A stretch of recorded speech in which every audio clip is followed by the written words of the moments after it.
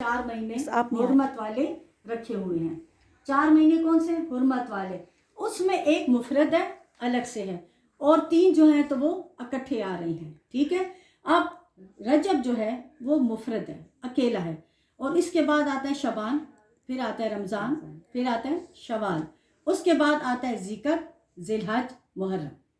ज़िकर, ज़िलहज, मुहर्रम, ये 3 महीने हुर्मत वाले हैं। ये 3 महीने हुर्मत वाले हैं, और रजब जो है वो पहले आता है। ठीक है।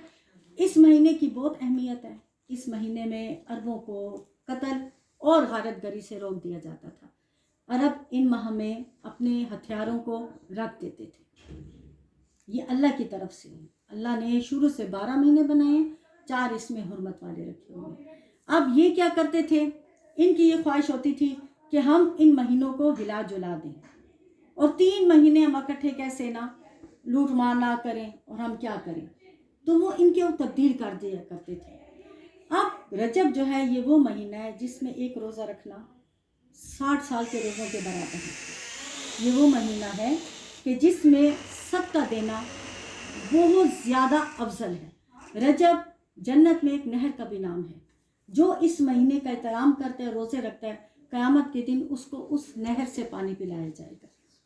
इस महीने की पहली जुमेरात, जिसे लैलतुल रग़ाइब कहते हैं, इसकी इबादत और इसके फिर अगले दिन का रोज़ा बहुत फजीलत रखता है। जो गुजर चुकी है, लैलतुल रग़ाइब गुजर चुकी है।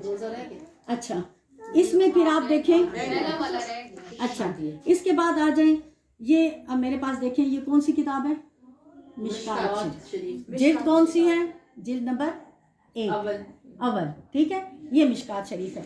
अब मैं ये जहाँ पे ये जो आयत आ रही है ना कि तुम मत मिलाया करो हक को बातिल के साथ, मत छुपाओ हक को हालांकि तुम उसे जानते हो, इसमें आजकल शुद्ध उम्मत से ये बात, यूं ही रजब का महीना आ रहा है, आगे शबान आ रहा है, फिर ये बातें शुरू होगी।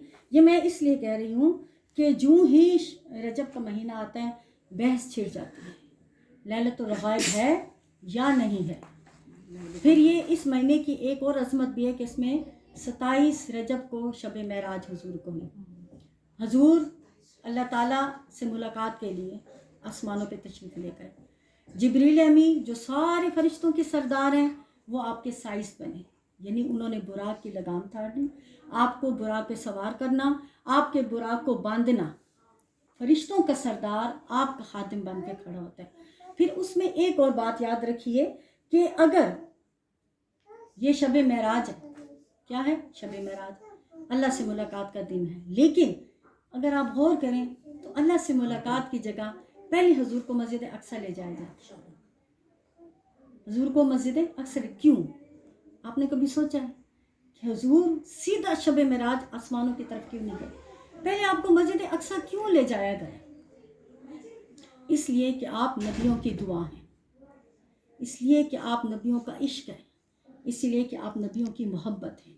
हर नबी तौरात, ज़बूर, इंजील में आपका तस्करा करता आया, और आप सल्लल्लाहु अलैहि वसल्लम के औसाफ और आपकी अज़मतें अपनी उम्मत को बताता रहा। और कुरान में है कि तुम पढ़ते हो, ए अहले किताब, तुम अपनी तौरात इंजील में पढ़ते हो कि वो नबी आएगा जो रसूल उम्मी है, नबीउल उम्मी है, और वो तुम्हारे भारी भारी तोप उतारेगा और तुम्हें बंदिशों से आज़ाद करेगा। ये कुरान पाक की आयत है।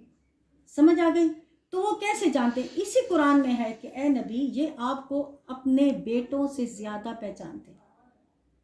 हर नबी, ये जो अहले किताब हैं उनको अल्लाह फरमाते हैं तुम तो इनको अपने बेटों से भी ज़्यादा पहचानते हो। कैसे पहचानते? वो जब तौरात खोलते थे, जिस को तौरात खोलते थे उसमें हुजूर का जिक्र पाते थे। उनको ये भी पता था कि हुजूर जो है उनकी मोहर नबूवत 2 शानों के दरमियान होगी।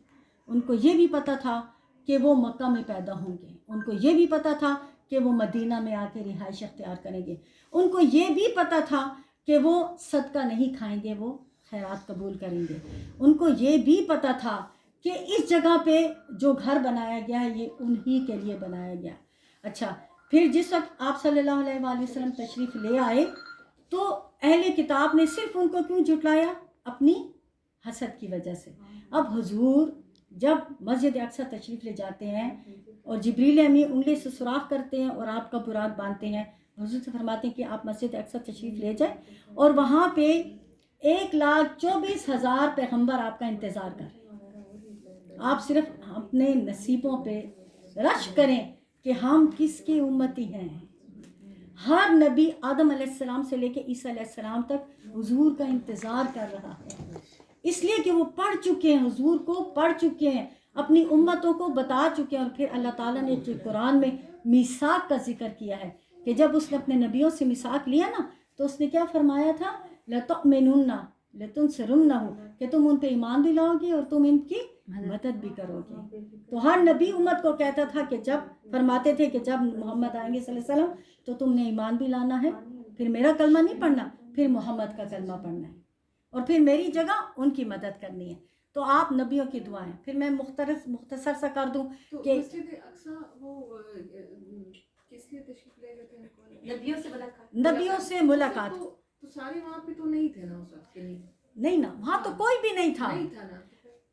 سارے نبی تشریف لائے. نبی زندہ ہوتے ہیں نا، نبی تو اپنی قبر مبارک میں زندہ ہوتے ہیں اور وہ سب تشریف لائے. حضور نے امامت فرمائی، نبیوں نے ان کے پیچھے صفیں باندھی. کتنا بڑا مجمع ہوگا، 1,24,000 انبیاء جب آپ کے پیچھے کھڑے ہو کے، جب آپ نے امامت فرمائی ہوگی، جب آپ نے تلاوت کی ہوگی، جب انبیاء نے آپ کے قدموں کے پیچھے سجدہ کیا ہوگا، جب نبیوں نے اس ہستی کو دیکھا ہوگا کہ ہم پڑھتے پڑھتے پڑھتے اچھا تو یہ ہے محمد، یہ ہے صاحب. دیکھیے قرآن میں نا حضرت عیسیٰ کیا فرماتے ہیں، جب میں جاؤں گا تو وہ آئے گا جس کا نام احمد ہے. جب میں جاؤں گا تو وہ آئے گا جس کا نام احمد ہے. یہ نہیں کہا کہ احمد ہوگا، فرمایا احمد ہے. آسمانوں پہ حضور کا نام گونج رہا ہے. تو آدم علیہ السلام نے بھی اپنی توبہ اسی نام کے وسیلے سے تو قبول فرمائی تھی نا.